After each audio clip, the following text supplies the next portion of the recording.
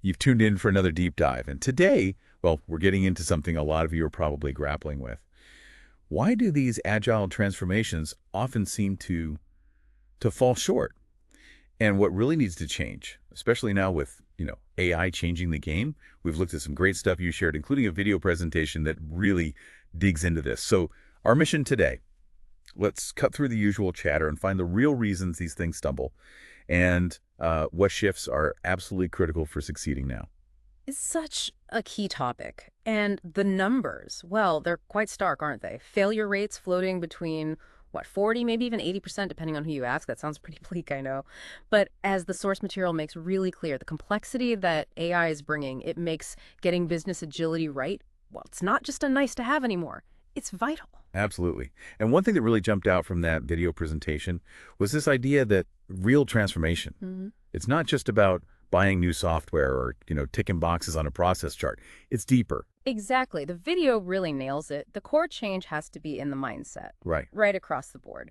You can spend a fortune on, say, continuous integration, continuous deployment tech, the tools to release software faster and more often.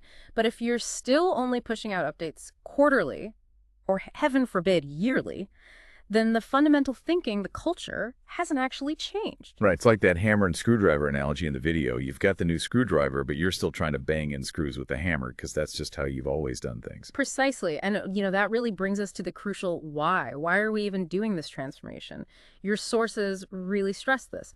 You need a crystal clear understanding of the reasons for this huge shift.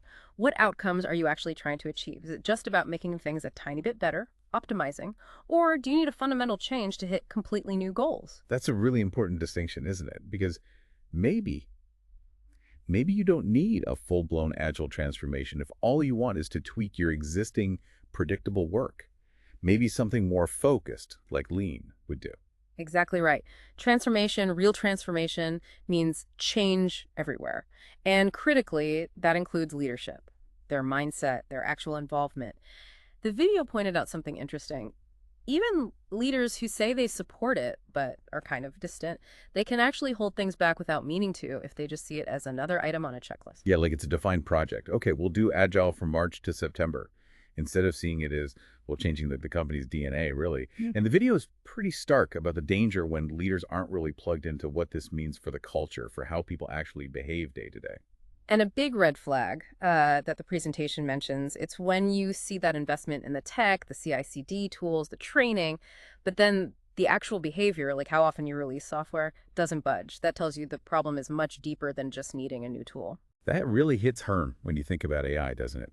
The video we looked at argues that the sheer complexity of AI work, it absolutely demands the kind of adaptability Agile is supposed to provide. Yeah, and what's fascinating is this mention of AI acceleration agencies popping up. And what are they finding? A major roadblock. Yeah.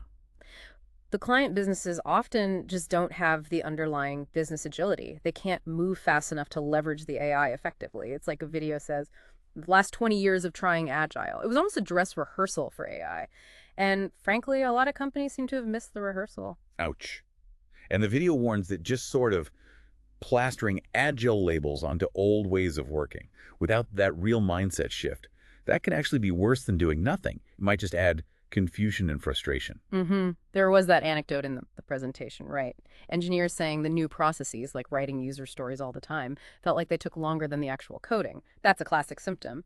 The process becomes the bottleneck because the underlying agile thinking isn't there. It's being misapplied. Which brings us back to those really core business questions the video poses for leaders. What's the absolute priority here? Is it innovation or is it predictability? And the nature of the work itself. Is it mostly straightforward, defined tasks? Or is it messy, full of unknowns, constant change? Those are absolutely the key questions because as the presentation lays out, Agile shines when you're dealing with that ambiguity, that change, that need to innovate and learn as you go. That's quite different from, say, a lean approach, which is fantastic for streamlining work that's already pretty predictable. Lean optimizes flow. Agile navigates uncertainty. Both valuable, but for different contexts. And underlying all that, you need that learning mindset and real collaboration. The video really hammers this home. Transformation isn't about finding a quick answer sheet. It's a genuine commitment to figuring out new ways to work together. It really is. And the scary part, as the source material suggests, is that if companies don't cultivate this learning culture, they risk just stagnating, becoming irrelevant, especially with AI in the mix. AI could allow completely new players to pop up incredibly fast, disrupting industries before the established companies even know what hit them.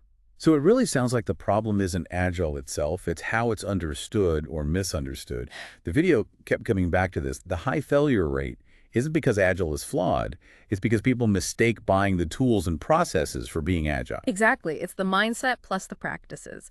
The video highlights what's needed for success. Things like having really honest talks about why people might be resisting, getting leaders not just nodding along, but actively involved, and seeing it not as a project with an end date, but as building the capacity for ongoing, sustainable change. It's a journey. Okay, so let's quickly recap some of those pitfalls the video laid out for failed transformations. There's buying the tools, but having no real desire to change how you work the hammer and screw thing again. Lack of clarity. Innovation or predictability. Which one truly matters most right now? And that addiction to command and control. Lack of trust. Big ones. Right.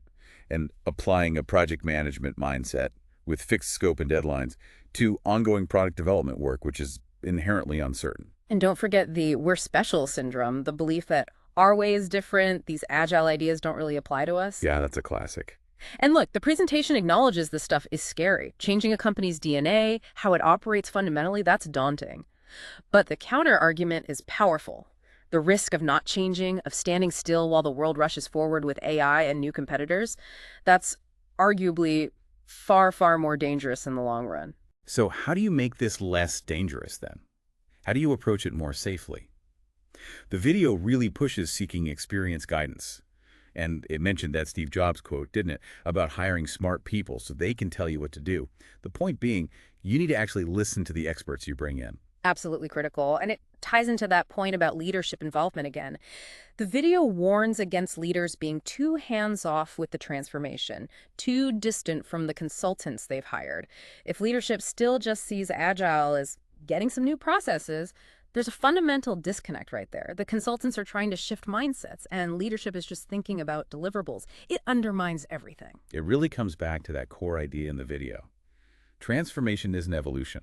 How you think, how you work, how you interact, learning the mechanics, the tools, the ceremonies, that's often the easy part. It is. And, the presentation points out this paradox. Organizations often say, oh, yes, we're ready for Agile, but then they push back against the very changes that are necessary for it to work. There has to be genuine openness, a real willingness to adapt from top to bottom. It's not optional. And thinking about AI again, the video made a strong point that the people actually working with AI tools, they need to become decision makers, much more than just following instructions. That demands a huge shift in their role, their empowerment, their mindset, not just, okay, now use this AI tool to do your old job. It's a deeper change.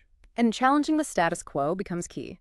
The video touches on this fear people have, can I really question how we've always done things? Leadership has to actively create that safety, make it okay, even necessary, to ask those hard questions. It also stressed the value of experience, didn't it? Not just training, but having people involved who've seen this before, who know the common traps. Yeah, the learning how not to fall analogy from the video. It acknowledged that, unfortunately, some transformations have been led by people who were maybe well-intentioned but just didn't have that deep experience, and they steered things wrong. And maybe the ultimate question the video leaves us with is, are organizations really willing to let these new ways of working reshape things? To shift focus from just churning out stuff output to delivering actual value for the customer outcome? That's a powerful point, because focusing only on output can blind you to smarter, faster ways to get to the valuable outcome. Right. And the video loops back to that core question, innovation or predictability. Where does the organization truly stand? Answering that honestly is maybe the first step to understanding if you're ready. It even suggests that sometimes maybe the best first step isn't a massive transformation, but just getting better at delivering what you're currently doing. Fix the immediate pain points, build some confidence and capability. That can create a much better launching pad for true transformation later. So, a lot to think about there. And for you, our listener, as you consider your own company, your own teams, maybe ask yourself, are we really ready for this kind of shift? Are you willing to embrace the changes it asks for? If you want to dig deeper into the specifics of what needs to change, how to navigate this, really encourage you. Click on those thumbnails, check the links in the description, dive into that video presentation for more detailed insights.